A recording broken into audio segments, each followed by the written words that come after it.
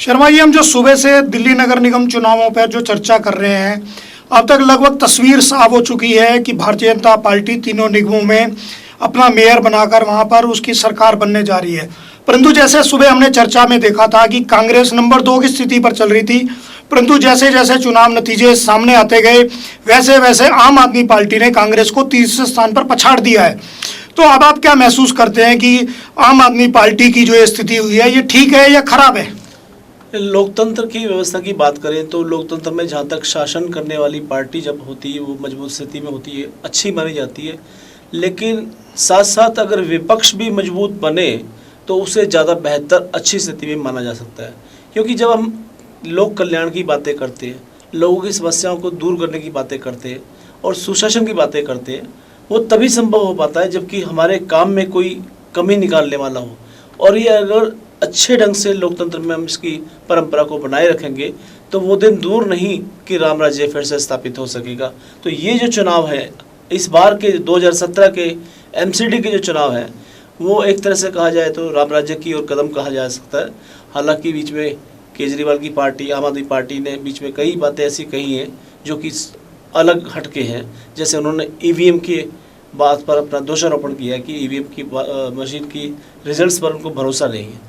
तो ये अगर छोटी मोटी बातें छोड़ दें तो लोकतंत्र में ये एक स्वस्थ परंपरा। पर ईवीएम में तो उन्हीं की पार्टी के जो सबसे बड़े चेहरे के रूप में पंजाब में इन्होंने स्थापित किया था, भगवंत मान ने ही प्रश्न उठा दिया है जी। भगवंत मान का कहना है कि पार्टी को हार की समीक्षा करनी चाहिए, ना कि हार के लिए ईवीएम को जिम्मेदार ठहराना चाहिए।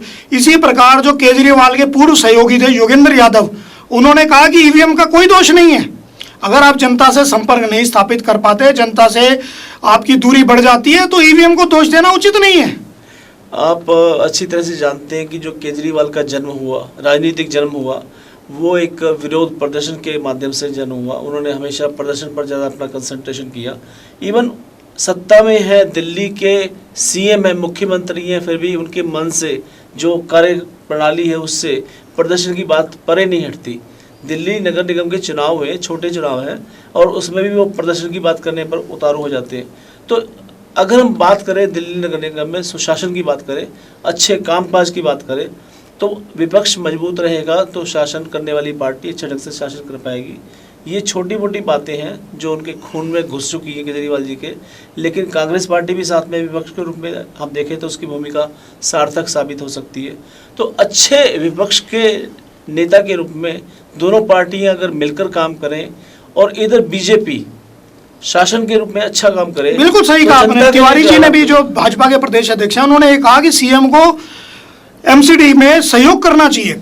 इसी प्रकार अब हम चलते चलते बताते चलें अपने दर्शकों को कि साउथ दिल्ली एमसीडी की जो अब तक तस्वीर उभर कर आ रही है, उसमें से भारतीय जनता पार्टी 68 सीटें जीतती है और दिखाई दे रही है, जबकि कांग्रेस पार्टी और आम आदमी पार्टी लगभग बराबर 15-15 सीटें जीतती दिख रही है और अन्य की 6 सीटें मिलती दिख रही हैं। इस पर आपका कहना चाहेंगे? मैं ये कहना चाहूँगा कि दिल्ली में 3 एमसीडियाँ बन चुकी हैं। साउथ की बात करें तो साउथ में भी अच्छा एक क्षेत्र आता है दिल्ली का। उसके साथ उत्तरी दिल्ली है जिसमें 104 सीटें हैं, 104 वार्ड है, जिसमें कि इलेक्शन होने थे 103। उत्तरी दिल्ली का भी हम अपने दर्शकों को बता दें कि भारतीय जनता पार्टी 69 सीटों पर लगभग जीत की ओर है, 15 सीटों पर कांग्रेस है, 17 सीटों पर आम आदमी पार्टी है और 2 सीटें अन्य दलों को मिल रही हैं। और उसी तरह से पूर्वी दिल्ली की बात करें, हालांकि देखने में पूर्वी दिल्ली का इलाका बड़ा नजर आता है, लेकिन वहाँ पर वार्ड की संख्या काफ़ी कम है। 64 में से 63 पर इलेक्शन हुए और 63 में से जो स्थिति है वो में इस प्रकार है कि भारतीय जनता पार्टी 47 सीटें जीत की ओर बढ़ रही है, 3 सीटों पर कांग्रेस है, 11 सीटों पर आम आदमी पार्टी है और 2 सीटें अन्य को जा रही हैं।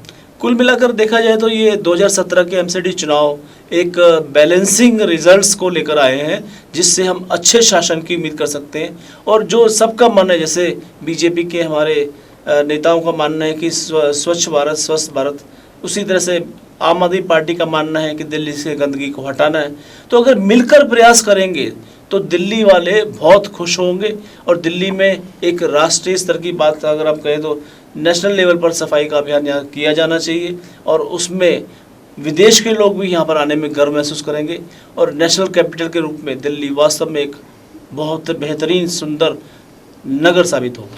बहुत सही बात कही आपने शर्मा जी कि केंद्र सरकार की नीतियों के साथ अगर दिल्ली सरकार भी मिलकर दिल्ली को स्वच्छ बनाने का अभियान करेगी तो दिल्ली में जो हर साल फैलता है चिकनगुनिया, डेंगू, मलेरिया, जिससे बहुत बड़ी संख्या में दिल्ली के निवासी पीड़ित होते हैं और परेशानियों का सामना करते हैं, उन सब से भी बचा जा सकता है। और दिल्ली क्योंकि देश की राजधानी है, विदेशों से आने वाले जो पर्यटक हैं उनके ऊपर भी एक अच्छा प्रभाव पड़ेगा कि हमारा देश एक सुंदर और स्वच्छ देश के रूप में हमारी राजधानी दिल्ली दिखाई देगी। मैं छोटी सी बात कहना चाहता हूँ, A1 न्यूज़ चैनल के जो दर्शक आज ही हमारा कार्यक्रम देख रहे हैं वो भी अपने मन में ठाने कि दिल्ली उनकी भी है। ये ना केवल राजनेताओं, ना केवल सीएम या और अन्य नेताओं की, बल्कि हम लोगों की भी है। हमारी जिम्मेदारी बनती है कि हम अपनी दिल्ली को स्वस्थ के हिसाब से नंबर 1 बनाने के लिए अच्छे दवाइयों का इस्तेमाल करें, साथ साथ सफाई व्यवस्था का अच्छा इस्तेमाल करें और यहाँ जो मिलने वाली सुविधाएं उनको संजो कर रखें कि वो राष्ट्रीय संपत्ति है। और अपने शहर को सुंदर बनाने में क्या हमें सहयोग नहीं करना चाहिए? ये बहुत अच्छी बात कही। मैं भी सभी दर्शकों से अपील करूंगा कि दिल्ली देश की राजधानी होने के साथ में आपका परिवार, आपका घर है तो इसे साफ रखें। ये साफ रहेगा, स्वच्छ रहेगा तो हम अनेक प्रकार के रोगों से बच पाएंगे, हमारी दिल्ली स्वच्छ बने।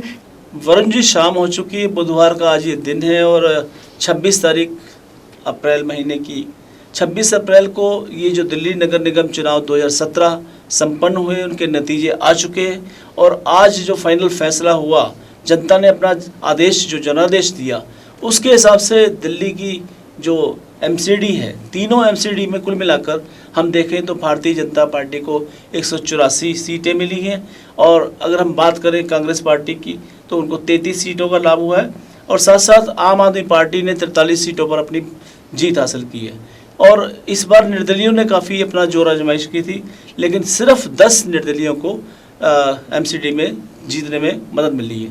तो वरुण जी, जाते जाते दर्शकों को बता दीजिए, ये जो चुनाव परिणाम फाइनल आपके सामने है, इससे क्या आपको नजर आता है? लगभग जो मैं महसूस करता हूं कि जो एग्जिट पोल के नतीजे थे उसके बहुत नज़दीक ये चुनाव नतीजे पहुंचे हैं। जिस प्रकार से 184 सीटों पर भाजपा जीती है और दूसरे स्थान पर आम आदमी पार्टी 43 सीटों के साथ में है, ये एक बड़ी अंतर के साथ में भाजपा की जीत है। आम आदमी पार्टी दिल्ली में जिस प्रकार 67 सीटें जीतकर विधानसभा में जीती थी, उसके मुकाबले उसका प्रदर्शन बहुत ही निराशाजनक रहा है, बहुत ही खराब रहा है। इसलिए अब उसके जो नेता हैं वो ईवीएम पर ठीकरा फोड़ने की कोशिश कर रहे हैं, परंतु ये ईवीएम को दोष देने से कोई लाभ नहीं होने वाला। उन्हें अपनी नीतियों में बदलाव कर दिल्ली के विकास की तरफ कदम बढ़ाना पड़ेगा। जैसे मैं देख रहा हूं कि कांग्रेस के अजय माकन ने आने के बाद दिल्ली की जनता से जो संवाद बढ़ाया, जिसके नतीजे के स्वरूप आज वो 33 सीटें भले ही जीत पाए हैं, परंतु उन्होंने कड़े संघर्ष के तहत एक त्रिकोणीय मुकाबला दिल्ली में बना दिया। जबकि अन्य में बहुत सारे दल थे, Bahujan Samaj party, Samajwadi party, Swaraj India और बहुत सारे निर्दलीय, उन सबको जो सीटें मिली वो सही में बहुत मायने में कम है, क्योंकि निगम चुनावों में 10 सीटें अन्य के नाम से बहुत कम सीटें मानी जा सकती हैं। तो दर्शकों, इसी के साथ हम आपसे इजाज़त चाहते हैं।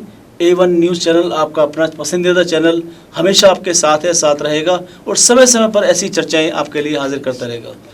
नमस्कार।